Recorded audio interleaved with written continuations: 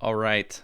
I just want to say real quick, if you're watching this soon after I post this, go Bucks. Hopefully we do better this year against Clemson than we did last year against Clemson. And if you happen to be watching later after the first of the year and it turns out the Buckeyes did lose against Clemson, well, feel free to just roast me in the comments. All right, so now getting down to business. This video that you're about to watch here is actually taken straight from a course that I just finished wrapping up. It's the Video Basics Training course for churches. And basically it takes anyone, a church leader of any kind who maybe has no experience with a camera before, it takes them from someone who's never used a camera before, a DSLR or mirrorless camera, and turns them into someone who knows how to use their camera, how those settings affect their image, and how to set their settings correctly to get the best image results out of your camera.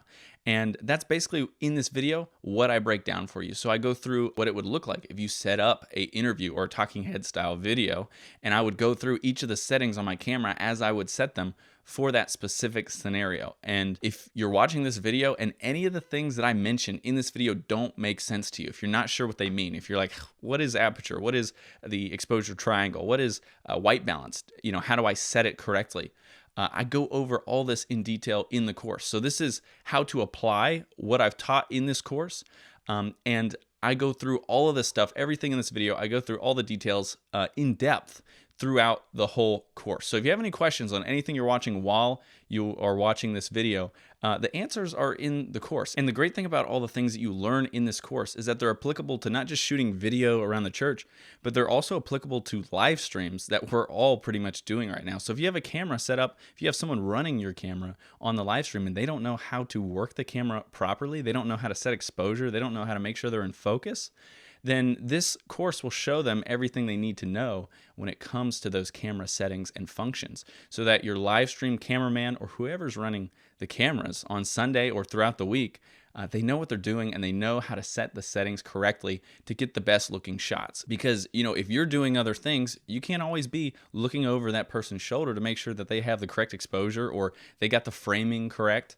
You know, all those things need to be done correctly during a live stream. And if the cameraman knows what they're doing, and knows how to set settings correctly, it's going to make things a whole lot simpler and a whole lot smoother. I've also set up a team plan so that you can send this license to every single person on your team and they can get access to this course material for free.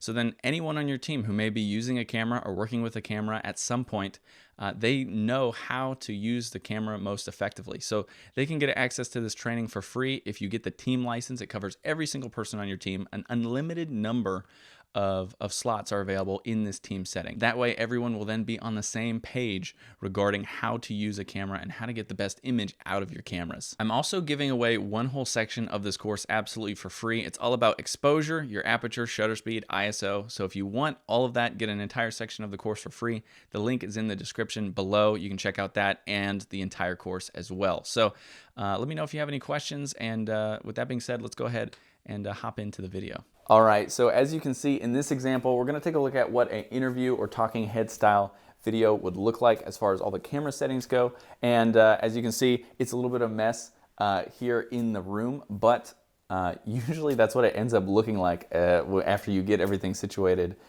get your lights in place, get your mic cables in place, all of that. It ends up looking like kind of a mess at times. And in this case, you do see a room that is kind of messy, but then you'll also see the finished product of what this setup actually looks like, and you can see that it actually looks pretty clean. So with all that being said, let's go ahead and hop in and let me break down everything that I'm doing as far as camera settings and setting up this shot. So now that we're taking a look at the back of the camera here, we can clearly see right away he is very overexposed, way too bright. So that's one thing that we need to fix. But first, let's start with our frame rate and our resolution size. This is a talking head or interview style video. So for me personally, I'm probably going to shoot in 4K like we talked about earlier, because in 4K I have the option to crop in on the shots if I need to or adjust the framing, and I'm not going to lose any extra, I'm not going to lose any detail in the shots if I export that video in 1080. So let's take a look at those settings right now. I'm in 4K, that's good. All right, and I'm shooting at 24 frames a second, which is what I want to be shooting at, because that's gonna give me the most natural looking motion blur, and it's gonna give me the best looking image, especially since I'm not gonna be slowing any of this down. I don't need any slow motion or anything like that. So I'm gonna shoot at 24 frames a second, and that's what we got. So that's great. So now that we got that situated, let's tackle exposure. So first, let's take a look at shutter speed. We can see in the bottom left corner that the shutter speed is 1/200th of a second, and that's way too fast.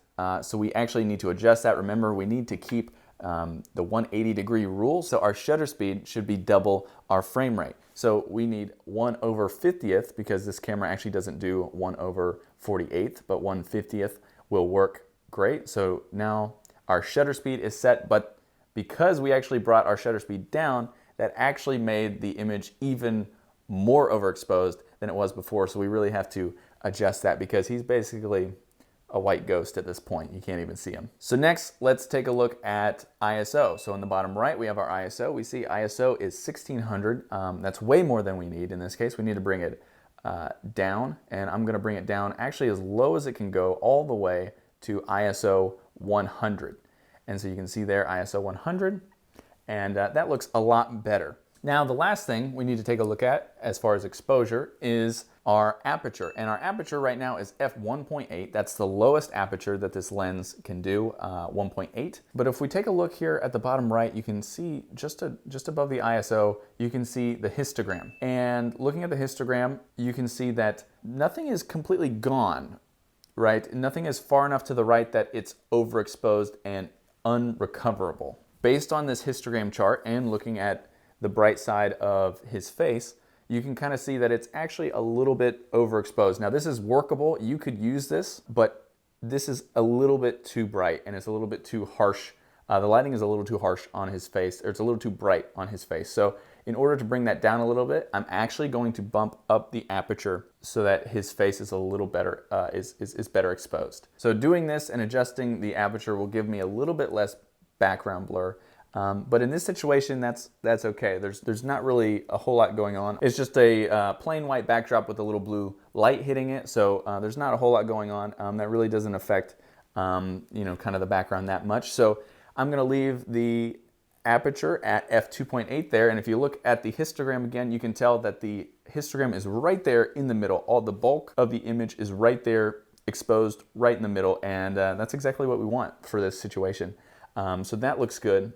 Next thing we need to look at is take a look at the white balance. So if I go to the white balance settings on this camera, I can see that shade is the preset that's selected. So I could go up to auto white balance, and that looks pretty good. But I've also done a lot of shooting in this room, and I've done a lot of testing on what white balance would look the best. So I actually found the exact Kelvin temperature that matches the best and I think looks the most natural for this situation and for this room, and that is, in this case, 5200 Kelvin. So I'm going to select that 5200 Kelvin, and even if I go back here and I scroll through this, you can kind of see.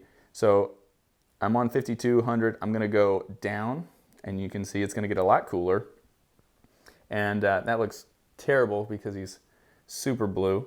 But now I'm going to go back up, and I'm going to go past 52. I'm going to keep going. You can see it's getting very orange.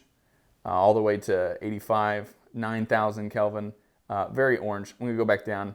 And the sweet spot for this light and for this room is gonna be about 5200 Kelvin. And that's where I'm going to leave it right there. So that now takes care of our exposure and our white balance.